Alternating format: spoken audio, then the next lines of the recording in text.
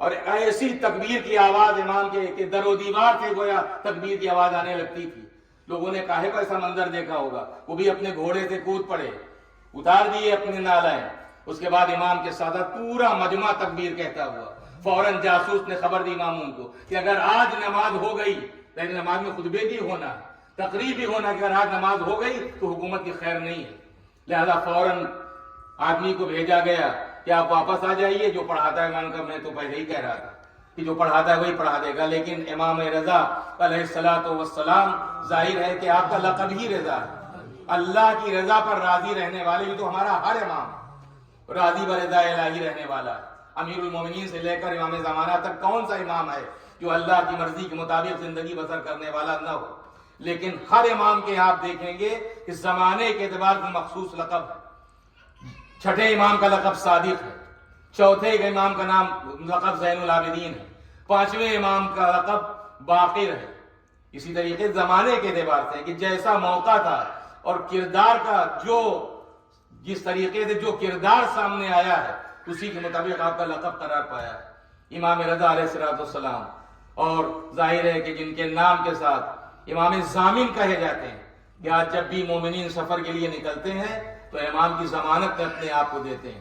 امام رضا علیہ السلام آئیے بارگاہ الہی میں امام رضا علیہ السلام کے واسطے سے, ان کے جد حسین مظلوم کے واسطے سے لیے کہ امام نے پوری حیات عاشورہ پر اتنا زور دیا, حتیٰ کہ لوگوں نے پوچھا کہ مولا آپ عاشورہ پر اتنا کیوں زور دیتے ہیں, کہ عاشورہ عاشورہ عاشورہ عاشورہ کو بھلا نہ دینا, عاشورہ کو فراموش نہ کر دینا. تو آپ نے فرمایا کہ عاشورہ پہ زور اس لیے ہے کہ جس طرح لوگوں نے غدیر کو بھلا دیا, کہیں ایسا نہ ہو کہ عاشورہ کو بھلا دیں. اس لیے ہر امام نے کربلا کے بعد عزاداری سید الشہداء کا اہتمام بھی کیا ہے, انتظام بھی کیا ہے. امام رضا علیہ السلام نے بھی اپنے زمانہ امامت میں عزا کا بھی اہتمام کیا ہے. آپ نے باقاعدہ مجلس عزا کا بھی اہتمام کیا ہے.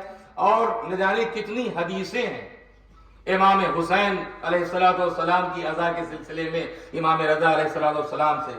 خداوند عالم بحق الحسین و بحق جد الحسین و بحق ام الحسین و بحق ابی الحسین و بحق اخی الحسین و بحق اخت الحسین و بحق علی ابن الحسین و بحق اولاد الحسین و بحق اصحاب الحسین و بحق الائمۃ التسعۃ الطاہرین من ذریۃ الحسین علیہ السلام, ہم سب کے گناہ کبیرہ و صغیرہ کو بخش دے. پروردگار ہم سب کی زیارتوں کو اپنی بارگاہ میں قبولیت کا شرف فرما, ہم سب کی سعی کو قبول فرما, ہماری نمازوں اور دعاؤں کو قبول فرما.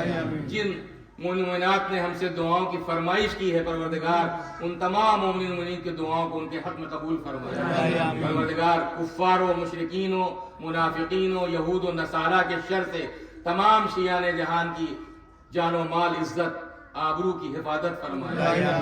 پروردگار اس دور غیبت میں جو بھی دشمنان دین, دشمنان ایمان ہیں, ان کی کمر ہمت کو توڑ دے, ان کے بازوؤں کو شل کر دے, ان کی زبانوں کو گم کر دے, ان کی عقلوں کو معوف کر دے, ان کی صفوں کو منتشر کر دے. اس دور غیبت امام میں جس طرح سے جہاں جہاں جو بھی تیرے دین مقدس کا دفاع کرنے والے ہیں, ان سب کی جان و مال, عزت, آبرو کی حفاظت فرما. جو دین مقدس کا دفاع کرتے ہوئے دشمنوں سے جنگ کر رہے ہیں, دشمنوں کے مقابلہ کر رہے ہیں, پروردگار ان کی جان و مال, عزت, آبرو کی حفاظت فرما. جو تیرے دین مقدس کا دفاع کرتے دنیا سے رخصت ہو گئے, ان کے اہل و عیال پر رحم کر, ان کے درجات کو بلند فرما. ہمارے مرحومین پر رحم کر, ان کے درجات کو بلند فرما, انہیں جوار رحمت میں جگہ عنایت فرما. کریم پروردگار بحق محمد و آل محمد و خصوصاً بحق امام رضا علیہ السلام, جو بھی ان پریشان حال ہیں ان کی پریشانی کو دور فرما. جو مقروض ہیں ان کے قرض ادا ہوں, جو بیمار ہیں انہیں شفاء کامل و عاجل عطا فرما. جو صاحبان اولاد نہیں ہیں انہیں اولاد عطا فرما. جو صاحبان اولاد ہیں ان کی اولاد کو دنیا اور آخرت میں ان کا بہترین جانشین قرار دے. کریم پروردگار اس دور غیبت امام میں ہم سب کو نیک عقائد کے ساتھ ایسے نیک اعمال انجام دینے, ایسا نیک کردار اپنانے کی توفیق دے دے کہ ہمارا شمار امام زمانہ علیہ السلام کی نصرت ہجرت کرنے والوں اور ان کے سپاہیوں میں ہو سکے. پروردگار فرزند زہرا امام زمانہ کے ظہور میں تعجیل فرما, ہم سب کا شمار حضرت کے اعوان و انصار میں ہو. وآخر دعوانا الحمدللہ رب العالمین. ان اللہ وملائکتہ یصلون علی النبی یا ایھا الذین آمنوا صلوا علیہ وسلموا تسلیما. اللهم صل على محمد وعلى اللهم صل على محمد وعلى محمد. اللهم صل على محمد وعلى محمد. اللهم صل على محمد وعلى محمد. ایک چیز کی طرف توجہ دلانا چاہتا ہوں, چونکہ آپ ماشاءاللہ سے سبھی زیارت کے لیے چونکہ ایک مقام سے دوسرے مقام پر جا رہے ہیں, اللہ آپ سب کو حفاظت کے ساتھ تمام مقامات کی زیارت نصیب کرے اور سلامتی کے ساتھ آپ وطن تشریف لے جائیں, آپ کی زیارتیں قبول ہوں. دیکھیے چونکہ واقعی عالم دین ہے ماشاءاللہ سے اور بیان بھی کیا ہوگا, لیکن زیارت فقط کسی بلڈنگ کے دیکھ لینے کا نام نہیں ہے, کسی روضے کے دیکھ لینے کا, قبر کے سامنے کھڑے ہو کر ذریعہ مبارک کو بوسہ دینا, یقین سب آداب زیارت میں ہے, کرنا چاہیے.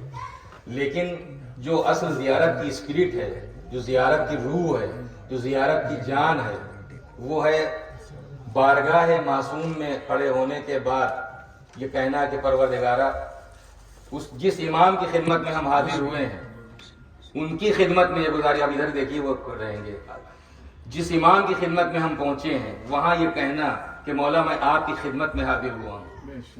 کیوں حاضر ہوا ہوں؟ تاکہ آپ اس رب کی بارگاہ میں ہماری سفارش فرما دیں, ہمارے شفیع ہو جائیں, جو آپ کا بھی رب ہے میرا بھی رب ہے. کیا سفارش؟ لیغفر لی ذنوبی, تاکہ پروردگار میرے گناہوں کو بخش دے. حقیقت میں بخشش گناہ کے لیے ہم آئے. بے شک بے سر یہ میں آپ لوگوں جیسوں کی بات نہیں کرتا, اپنی جیسوں کی بات کرتا ہوں, چہرہ دکھانے کے لائق نہیں ہے, اس لیے کہ وہ نہ سمجھیے وہ قبر میں آرام کر رہے ہیں, بلکہ اذن دخول میں جملے موجود ہیں, یرون مقامی, وہ میری جگہ کو دیکھ رہے ہیں, اور یسمعون کلامی, میرے کلام کو سن رہے ہیں, اور یردون السلامی, اور میرے سلام کا جواب دے رہے ہیں. لہذا ہم جس انداز پر بھی جا رہے ہیں, امام ہماری جگہ کو دیکھ رہے ہیں جہاں پر ہم کھڑے ہیں, جو کچھ ہم کہہ رہے ہیں اسے سن رہے ہیں, اور یہ اس میں ہے کہ ہمیں سن رہے ہیں لیکن ہم نہیں سن پاتے. کیوں؟ اللہ نے ہمارے ان کے درمیان ایک حجاب رکھا ہے. لہذا گزارش ہے کہ ہم اپنے کو اللہ مجھے بھی توفیق دے, کہنا بہت آسان ہے لیکن عمل مشکل ہو جاتا ہے. اللہ مجھے بھی توفیق دے اور آپ سب کو توفیق دے کہ ہم کسی حرام کو انجام دے کے بارگاہ معصومی نہ جائیں. لہذا گزارش ہے کہ آپ راہ سفر میں کم سے کم داڑھی نہ مونڈیں, اتنی گزارش ہے. اس لیے کہ معصوم کی خدمت میں جانے کے بعد یہ کہنا کہ یرون مقامی, اس کا مطلب ہم اپنا گواہ بنا رہے ہیں امام کو. لہذا ہر چھوٹے بڑے گناہ سے اللہ مجھے بچنے کی توفیق دے. اور یہ طے ہے کہ بہرحال شیمنگ کرنا, مکمل اور موڈ لینا حرام ہے. لہذا اب راہ زیارت میں گزارش ہے, کوئی خدا نہ خاصہ کوئی ٹانٹ یا کچھ نہیں ہے, اللہ ہم سب کو توفیق دے. ہم سب گنہگار ہیں, سب معصیت کار ہیں, آئے اسی لیے تاکہ اپنے گناہوں کی ہم بخشش کرا سکیں. لہذا جب تک راہ زیارت میں اور اللہ توفیق دے, اس کے بعد کوئی ضروری نہیں ہے صرف اتنی کہ منڈی ہوئی نہ معلوم, بس کافی ہے اتنا. حرام سے بچنے کے لیے اتنا ہی کافی ہے کہ بس منڈی ہوئی معلوم نہ ہو. لہذا ہم راہ زیارت میں ہیں. اللہ ہم سب کو, ہماری ماؤں کو, ہماری بہنوں کو, ہماری بیٹیوں کو, ہم سب کو ہر طرح کے حرام سے بچنے کی توفیق دے. ہم اپنے کو ہر چھوٹے گناہ سے بچا سکیں اور ہر بڑے گناہ سے بچا سکیں. وآخر دعوانا الحمدللہ رب العالمین, والسلام علیکم ورحمۃ اللہ.